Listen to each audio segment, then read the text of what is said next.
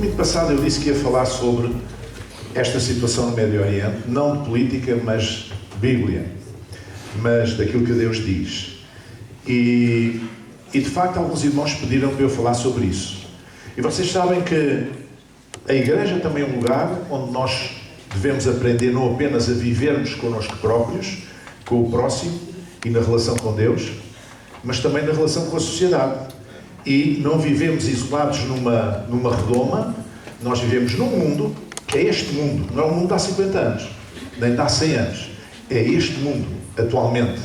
E neste mundo estão a acontecer várias guerras, e uma delas é o conflito entre o Hamas e Israel no Médio Oriente. Então, eu não quero dar uma lição de história, longe de mim, tal coisa, mas quero dar uma perspectiva cristã e bíblica sobre a situação do assunto tal como eu a entendo. Nós vemos aí nas redes sociais, muitas vezes, cristãos, na sua ignorância, dizem: eu estou com Israel, eu estou com Israel. Calma, está com Israel porquê? Com que Israel? De que Israel é que estamos a falar? Irmãos, vamos ler em Efésios capítulo 3, versículos, os primeiros 12 versículos, e diz assim: por esta causa, Paulo, sou prisioneiro de Jesus Cristo, por vós, os gentios, se é que tendes ouvido a dispensação da graça de Deus que para convosco me foi dada. Como me foi este ministério manifestado pela revelação, como acima em pouco vos escrevi. Pelo que, quando leres, podeis perceber a minha compreensão do mistério de Cristo. Eu sublinho esta expressão, mistério. Mistério de Cristo. O qual noutros séculos não foi manifesto aos filhos dos homens, como agora tem sido revelado pelo Espírito aos seus santos apóstolos e profetas. A saber, que os gentios são co-herdeiros de um mesmo corpo e participantes da promessa em Cristo pelo Evangelho, do qual fui feito ministro pelo dom da graça de Deus que me foi dada, segundo a operação do seu poder.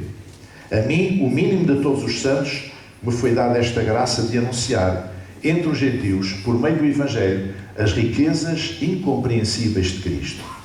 E demonstrar a todos qual seja a dispensação do mistério, cá está ele outra vez, do mistério, que desde os séculos esteve oculto em Deus que tudo criou, para que agora pela Igreja, o mistério é a Igreja, pela Igreja, a multiforme sabedoria de Deus seja conhecida dos principados e potestades nos céus, segundo o eterno propósito que fez em Cristo Jesus nosso Senhor, no qual temos ousadia e acesso com confiança pela nossa fé nele. Amém? Então a Igreja é um mistério de Cristo que estava oculto nos séculos, que no Antigo Testamento não estava disponível à compreensão, que nem os sacerdotes, nem os reis, nem os patriarcas, nem os profetas conseguiriam imaginar que Deus tinha esse projeto, e agora foi revelada através de Jesus Cristo. Nos tempos antigos, Deus moveu-se na humanidade através do antigo Israel, do povo hebreu, que só passou a ser chamado judeu depois do exílio da Babilónia, do regresso do exílio da Babilónia, só ia passar a ser chamado judeus, antes eram hebreus. E Deus manifestou-se através do povo hebreu nesses tempos.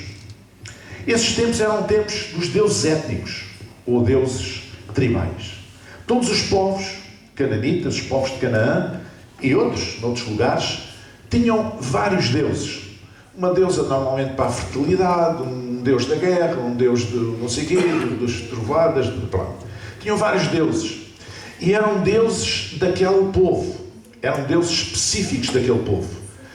Que os protegiam, digamos assim, em relação aos outros povos estranhos que tinham outros deuses. Então haviam deuses étnicos ou tribais. E é nesse sentido que Deus escolhe um povo para si, a partir de Abraão, o povo hebreu, e estabelece com ele uma aliança em Abraão e na sua descendência. Nós lemos isto nas Escrituras. Então Deus escolheu esse povo para com ele fazer um pacto, uma aliança. Ao fazer do antigo Israel o seu agente na terra, Yahvé, o Deus dos hebreus, revelou-se como, e ao contrário dos deuses pagãos, das nações, revelou-se como, em primeiro lugar, um Deus único e verdadeiro, Criador dos céus e da terra. É uma coisa que os outros deuses, que os outros povos não tinham. digamos, na sua galeria dos deuses, não tinham um Deus único que fosse Criador. E Deus, ao revelar-se a Abraão, manifestou-se como Deus único, Criador dos céus e da terra. Logo aí, ao revelar-se como Deus único, está a fazer história, está a ser diferente de todos os povos das nações. Porque os povos tinham vários deuses, cada povo tinha vários deuses, com várias funções, com várias vocações diferentes. E quando de facto há esta mudança na história do mundo, do politeísmo, ou seja, dos muitos deuses, para um Deus único, houve aí uma crise, uma dificuldade. Eu vou-vos explicar qual é a dificuldade. É que é muito mais fácil nós termos vários deuses, a uns atribuímos as coisas más, a outros atribuímos as coisas boas, porque uns mandam os trovões, as tempestades e não sei o quê, e outros são os bonzinhos que fazem bem, etc. E se há qualquer coisa mal que acontece, nós atribuímos a um Deus desses maus. E se há uma coisa boa, atribuímos a um Deus bom. Agora, como é que vamos atribuir ao mesmo Deus o bom e o mau? E aí foi o grande dilema moral para passar do politeísmo, ou seja, dos muitos deuses, para a adoração a um Deus único. Isso foi através dos hebreus. Deus revelou-se. Não que Deus mande o mal, mas por vezes Deus permite que o mal venha, muitas vezes por causa da desobediência dos homens. Então, Deus revela-se como Deus todo-poderoso também. Nenhum dos povos das nações tinha um Deus que fosse todo-poderoso, tivesse todo o poder. Eram deuses que tinham poderes limitados. Aliás, esses deuses combatiam entre eles. Tinham ciúmes entre eles. Faziam maldades uns aos outros. Não havia uma ideia de um Deus todo-poderoso, que tinha todo o poder. Deus manifesta-se a Abraão também e ao povo hebreu nesta aliança, neste pacto com este povo, como um Deus moral. Um Deus com princípios. As outras nações não tinham deuses morais, porque os próprios deuses eram profundamente imorais.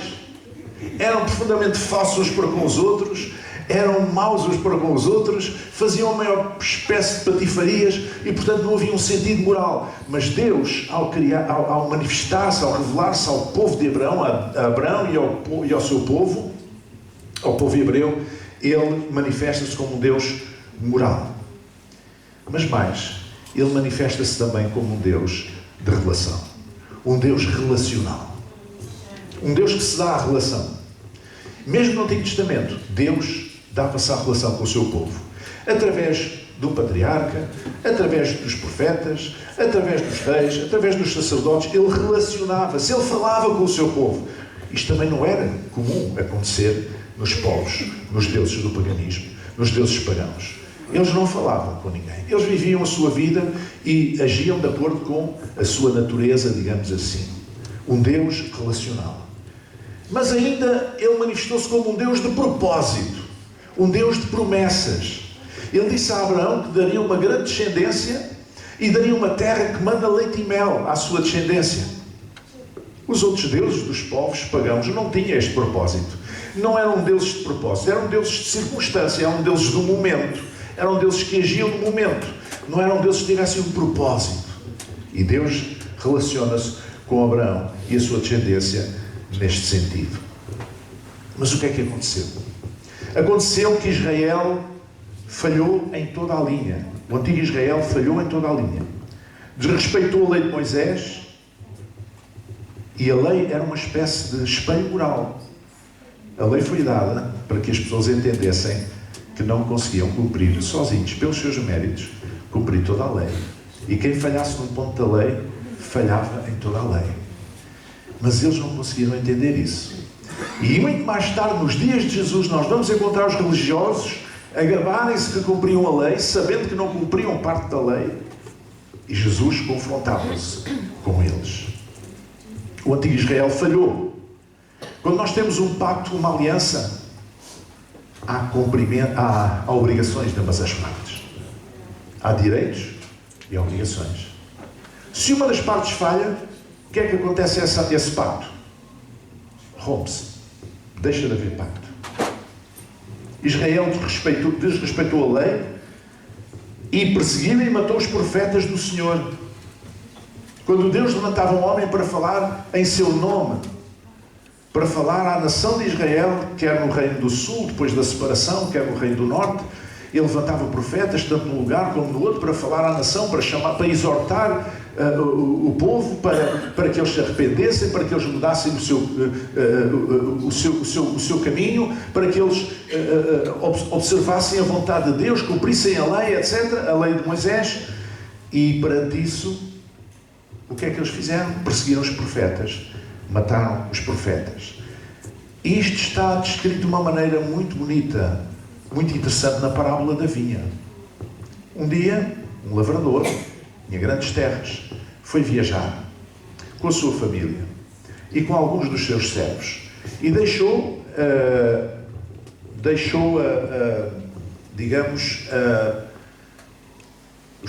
as suas terras entregues a um capataz e combinou com ele o seguinte: quando chegar a altura das colheitas, vamos colher, vamos vender, como sempre, e vocês guardam o dinheiro e eu depois mando alguém buscar.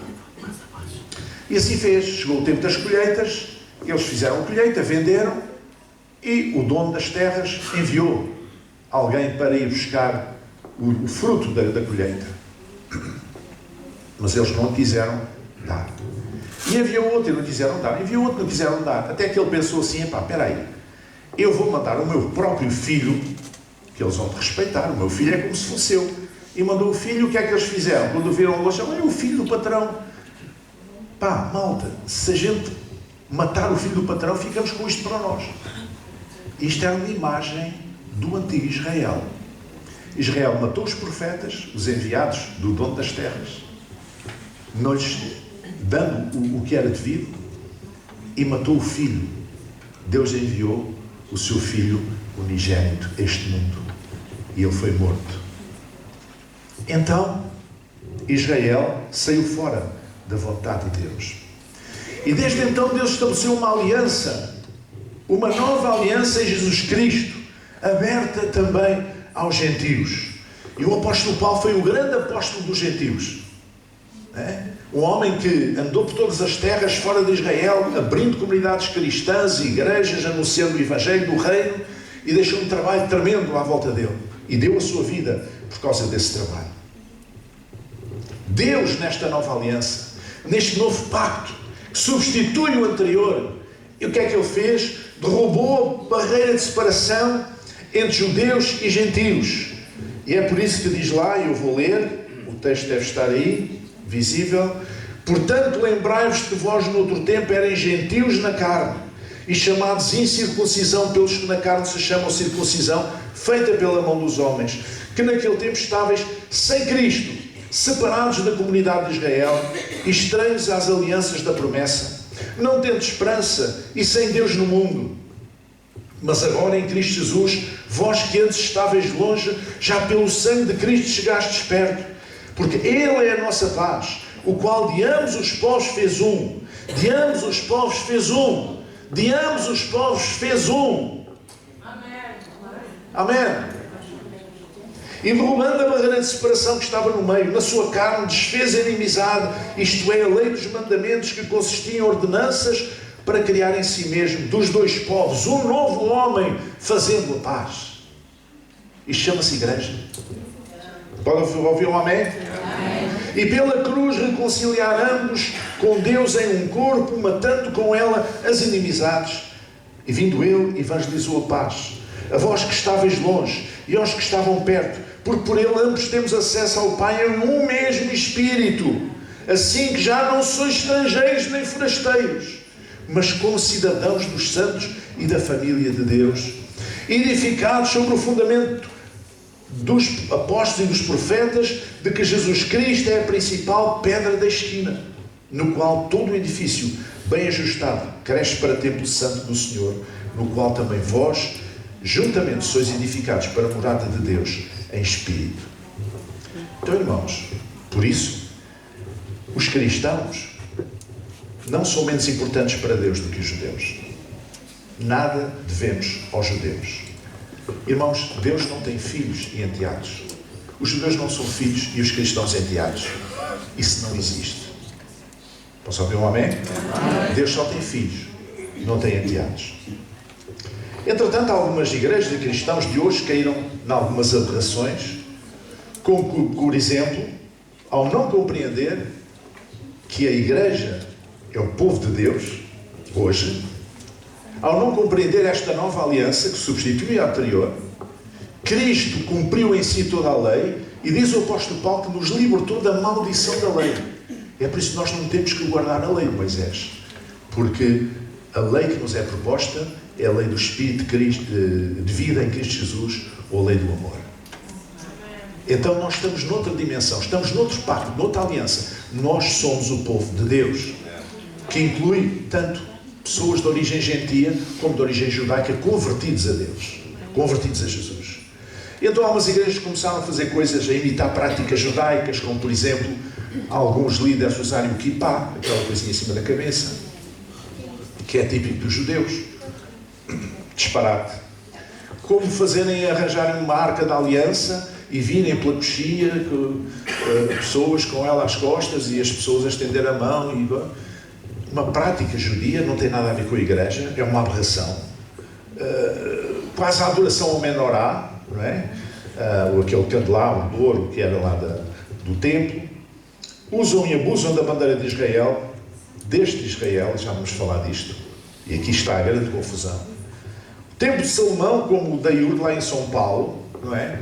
Que construíram um templo a imitar o templo de Salomão, disparate.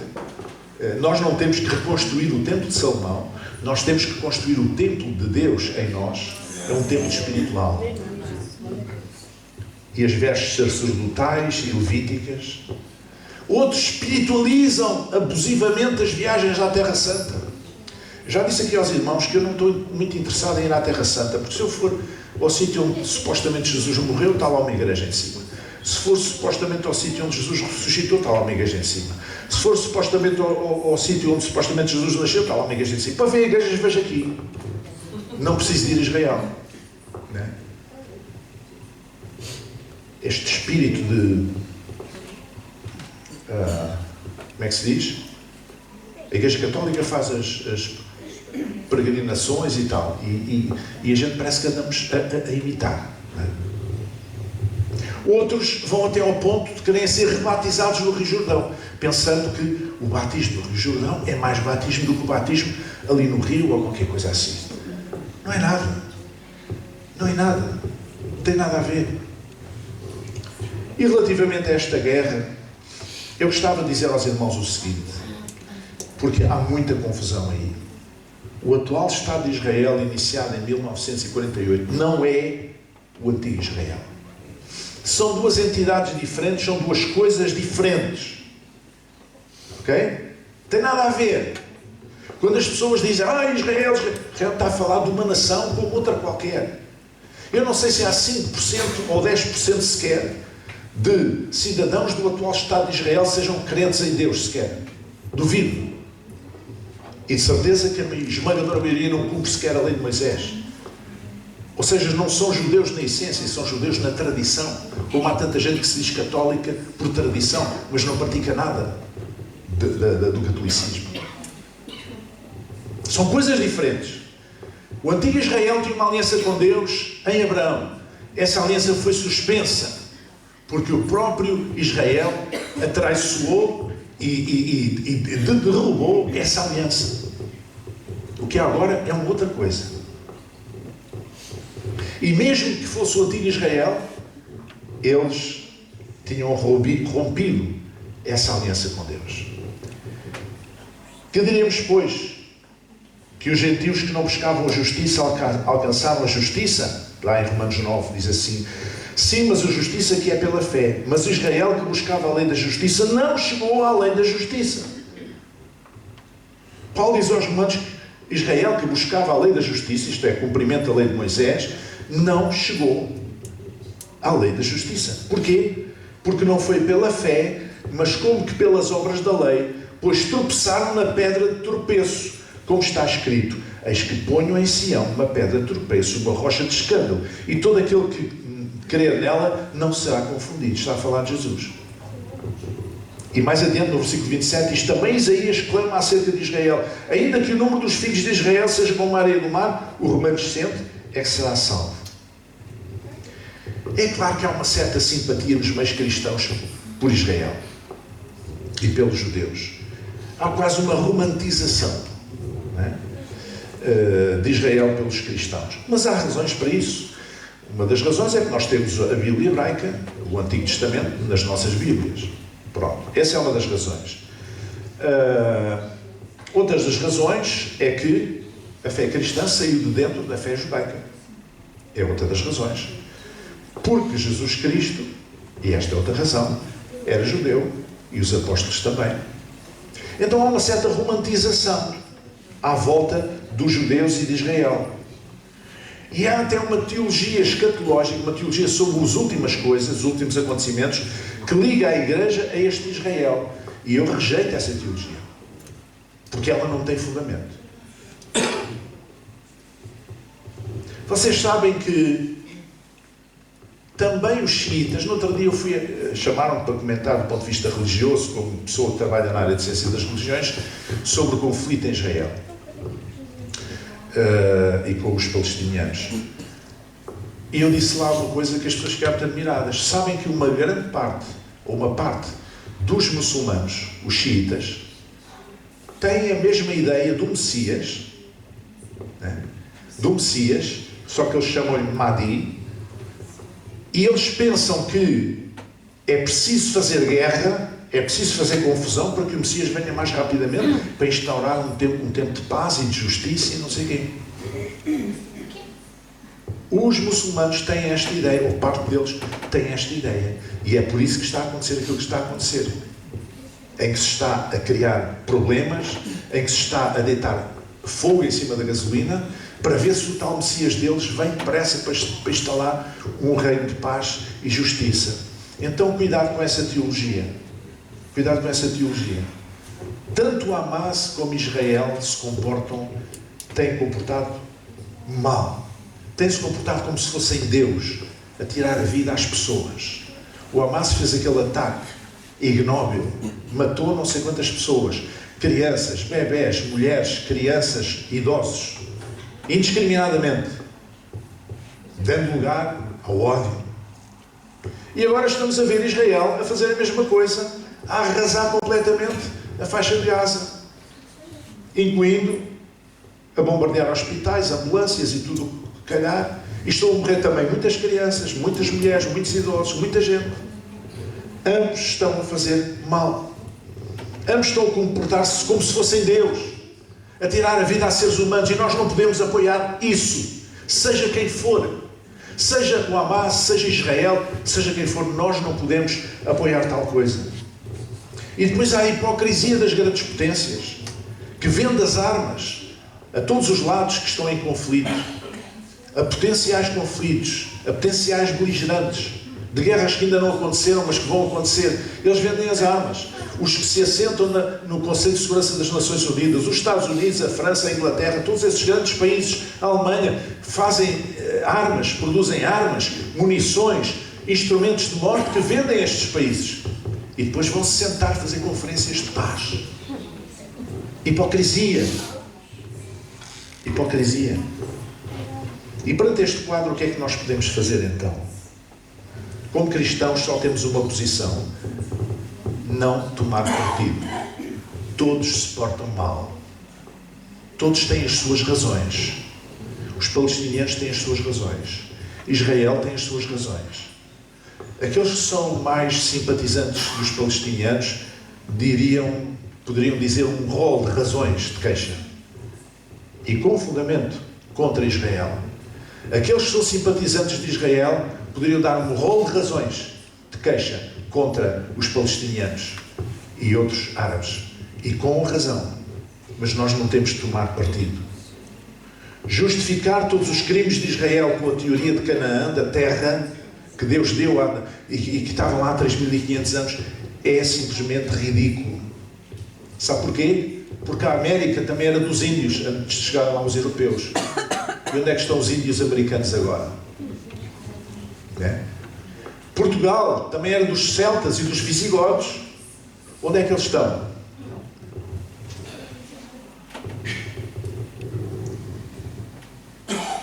Nós só temos que condenar a barbárie dos árabes, por causa dos mortos, dos reféns, dos 200 e tal reféns que estão lá presos e dos rockets que eles continuam a tirar do Hamas contra Israel. Mas também temos que condenar a barbárie dos israelitas, por causa daquele apartheid que existe. A faixa de Gaza é uma prisão a céu aberto. Os colonatos, o roubo das terras que tinham sido atribuídas aos palestinianos e que agora os colonos judeus estão a roubar essas terras, a construir lá, a expulsá-los de lá. Mortos, feridos pelos bombardeamentos sistemáticos em Gaza. E a única coisa que nós temos que fazer é ficar neutros nisto e orar ao nosso Deus. Nós não somos menos do que os judeus. Deus não tem um plano especial para os judeus e depois nós vimos em segunda linha. Não. A aliança, a velha aliança, foi abrogada, diz a Bíblia, foi finalizada, foi rompida. Porquê? Porque Israel não a cumpriu. Repetidamente, reiteradamente, Israel não a cumpriu. E quando nós temos uma aliança com outra pessoa, ou entre duas entidades, ou entre duas nações, se uma delas persistentemente não cumprir o que é devido, ainda que a outra o faça, não temos aliança, não temos pacto. Acabou. Não há acordo, não é possível. Acabou. Mas Deus, na sua misericórdia, e aquilo que Paulo chama o mistério da fé, que é a Igreja, o mistério da fé escondido nos séculos, Deus determinou um novo pacto, uma nova aliança, que nos inclui a nós, a mim e a ti. Inclui os judeus convertidos também. Inclui todas as nações da terra, inclui todos os povos, todas as nações. Abraão, logo no início, Deus disse-lhe para ele seria abençoado e seria uma bênção para as nações. Mas Jesus é a verdadeira bênção para as nações, para todas as nações. Ele é a luz das nações, como a Bíblia chama. Então nós não temos que ter nenhum preconceito de pensar, pois Israel, e tem que andar aqui com o menorá e com o kippá e com o não sei o quê, a arca da aliança. Não tem que andar a macaquear o judaísmo. Há muitos cristãos que andam a imitar os judeus. Nós não fomos ensinados a isso. O apóstolo Paulo vivesse hoje, eu acho que ele ia agarrar um azorrague, como Jesus fez com os vendedores do templo, e ia nessas igrejas, nesses lugares onde existe isso, deitar tudo ao chão. Porque dizer isso e pensar que nós dependemos dos judeus, que nós dependemos de Israel para ter uma relação com Deus e para ter uma aliança com Deus, é estar a cuspir na cruz de Cristo. Entende, irmão? Não. É estar a diminuir o que Jesus fez por nós. Quando Jesus morreu na cruz do Calvário, ele tinha os braços abertos. Estava suspenso entre o céu e a terra, numa ligação entre Deus e os homens. Jesus como uma dádiva, uma oferta de Deus à humanidade. Jesus, o Cordeiro de Deus. Jesus sacrificado. E os seus braços significam que um estava a apontar para o Oriente e outro estava a apontar para o Ocidente. Como que num abraço global, universal, de toda a humanidade. Eu fui abraçado por esse abraço, por esses braços. Vocês foram também, graças a Deus. E não há nada que me faça desviar disso. Não há nada que me faça desviar a minha atenção. Não há nada que me faça pensar, mas eu tenho que fazer isto ou tenho que ir aquilo. Não. Eu não fui batizado no Rio Jordão, fui batizado no batistério de uma igreja em Lisboa e graças a Deus o meu batismo é igual, é obediência a Jesus, não preciso, não é menos do que esse. Estava a comentar com um pastor amigo há pouco, estava a dizer, razão tinha o Naaman, o general tinha lepra, e que foi ter com o profeta. Ele disse, vai-te banhar no Jordão 7 vezes. E ele disse assim, tenho lá rios tão bons na minha terra, limpinhos, e o Jordão cheio de lama, umas águas turvas e não sei o quê. Mais vale ser batizados. Olha aqui no Rio Sado. Não é? Não, irmãos, não vamos atrás desta ignorância, não vamos atrás deste misticismo associado a Israel. Este Israel não é o Israel de Deus. A aliança é connosco hoje. Nós não somos enteados de Deus, nós somos filhos de Deus, amém? E temos direito às promessas de Deus, e este é o mistério de Deus oculto nos séculos. A Igreja. Se tu fazes parte da Igreja, és bem-vindo a associar-te à mesa do Senhor. Vamos chegar em pé.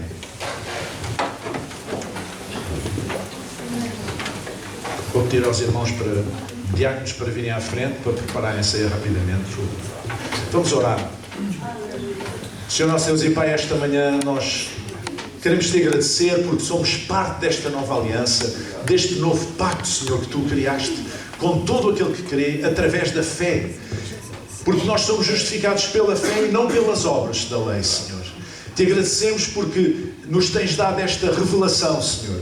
Te agradecemos porque hoje em dia, Senhor, nós podemos dirigir-nos diretamente a Ti, que Jesus Cristo é o nosso sumo sacerdote e que nos abriu as portas para entrarmos com ousadia diante do trono da Tua graça, Senhor, e comparecer sem receio de ser rejeitados, porque o sangue de Jesus Cristo nos cobre e verdadeiramente nós podemos entrar nesse lugar glorioso com toda a ousadia, Senhor. Obrigado, Deus. Obrigado, Deus, pela revelação que nos tens dado. Obrigado, Senhor, porque não somos enteados, mas somos filhos amados de Ti, Senhor. Obrigado, Senhor. Obrigado por Jesus. Obrigado pela Tua Palavra. Obrigado pela revelação da Tua Palavra. Obrigado pela Igreja, Senhor. Em nome de Jesus. Ajuda-nos a caminhar na fé, Senhor.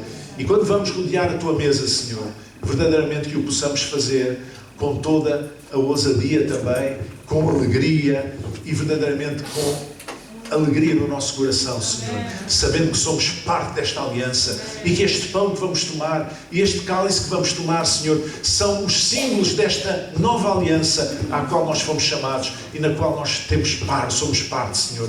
Em nome de Jesus, colocamos nas Tuas mãos, Senhor, a nossa vida, lhe entregamos, renovamos esta manhã, ao tomar esta ceia, aos símbolos, renovamos esta manhã, Senhor, a nossa aliança contigo, Senhor, para a glória do Teu nome e para a nossa bênção, Pai, em nome de Jesus. Amém, amém, amém. Os irmãos